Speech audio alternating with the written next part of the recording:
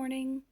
I just wanted to do a quick run through of a personal experiment and play that I did this past month. I took two different Kindle on demand printing, formerly known as Create Space books, and I used the exact same color palette, and I used a variety of pencils and I used Inktense, polychromes, watercolors, neocolors, Cezanne, the Brute Finer, Shmaper, some Tri-Plus fine liners, Prisma, and off-brand Marco pastels.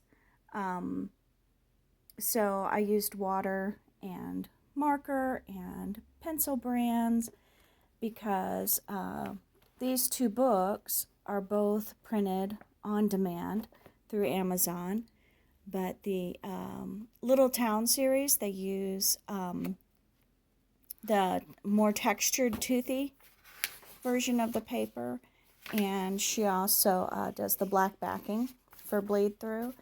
And then the Benny Blue books are the smoother, slicker paper by Create Space.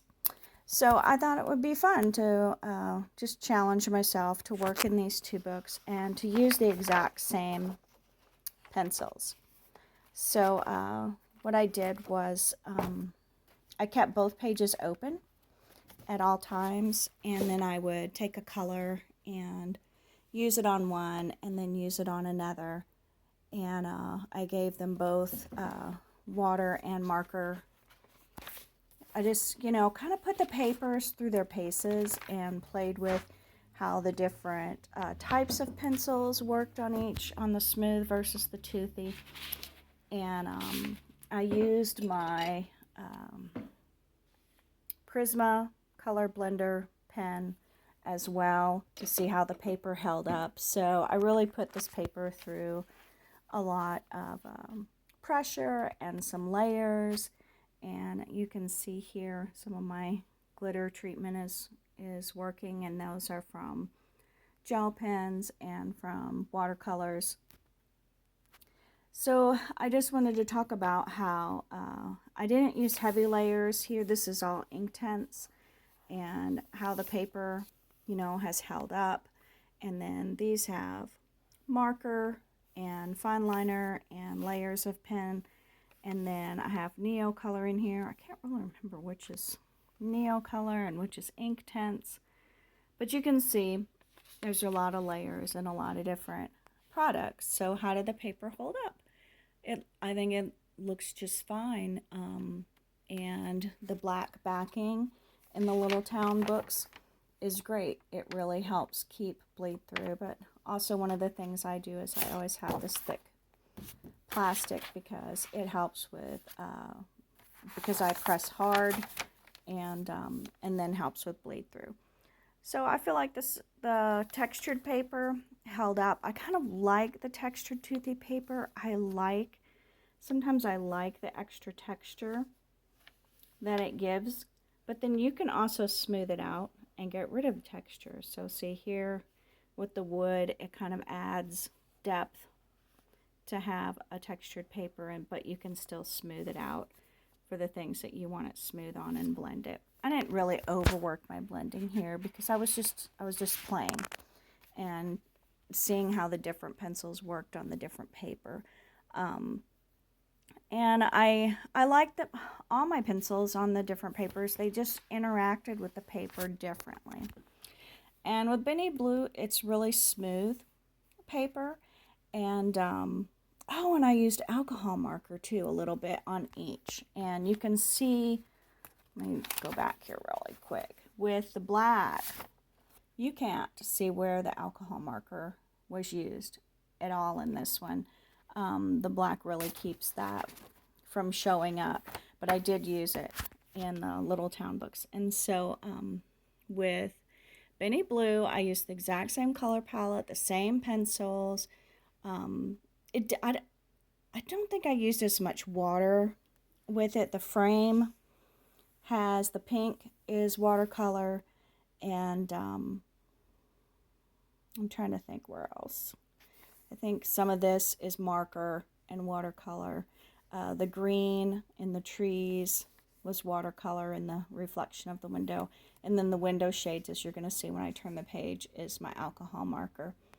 So I layered up pretty good. Some of these details here are fine liners, and there's fine liner on the cup. You can see here, that's good. You can see the shine because this is a smoother paper. So the smoother paper is going to reflect my light that's directly above a little bit more. So you can see there's not as much texture, except where I colored really lightly and didn't fill it all in because I wanted the table to have a little more depth. I don't think everything has to be blended perfectly. That's just how I color. But anyway, so how did this paper hold up under the same type of pencils and pens? The only thing that bled through, again, alcohol marker where the window blinds are, and a little bit of the fine liner can be seen through that I used on the words on the window. But you can tell that I used water on the paper. It has the divots to show where there's some water treatment, and I don't know, I just think it worked out. Both papers worked out fine. I just see a lot of negativity about the on-demand printing paper books, and I just felt like it would be fun to really put the papers through their paces and you know, use a lot of different mixed media, and then it was just kind of personal fun to try to take two totally different pages and use completely different color palettes. And it was really fun, and I just feel like all the negativity about this type of paper, I understand some people really, you know, are picky, or they want it to be on perfect paper. Here again is all the different colors and brands of products that I used, except I didn't put the alcohol marker in there.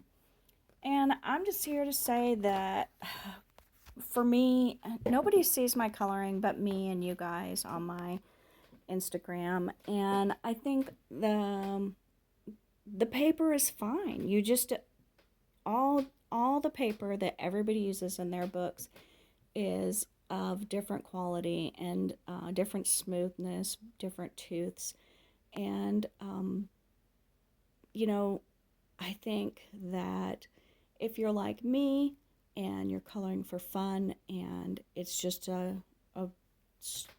thing that you do to help you with stress and to be creative, don't knock these books. They're great. I think they handle the products well. I think they the paper is really strong, really, even though some of it is thinner than other books, because the bleed through and the little warp effect from water, I get that on my thicker books as well, thicker paged books. So you know, if you've been staying away from some of these on-demand printing books, I just hope that maybe this changes your mind, because a positive review and enjoying the paper is what I'm saying. I enjoyed both types of paper, and my pencils did interact differently between the smooth and the textured version, but not a huge deal. I just either colored a little harder or a little bit lighter, depending, you know. And so I just encourage you to,